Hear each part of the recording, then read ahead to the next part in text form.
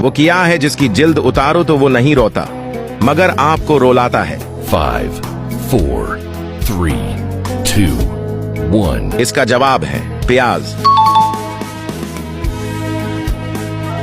वो कौन है जो सारी जिंदगी कड़ा रहे तो जिंदा रहेगा, अगर बैठ गया तो मर जाएगा? 5, 4, 3, 2, 1. इसका जवाब है पौधा।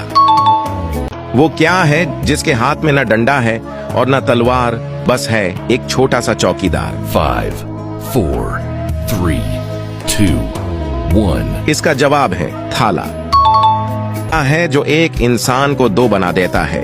5, 4, 3, 2, 1. इसका जवाब है आईना। 3 मुर्गियां 3 दिन में 3 अंडे देती है, तो 15 मुर्गियां 15 दिन में कितने अंडे देंगी? 5, 4, 3, 2, 1. इसका जवाब है 75 अंडे।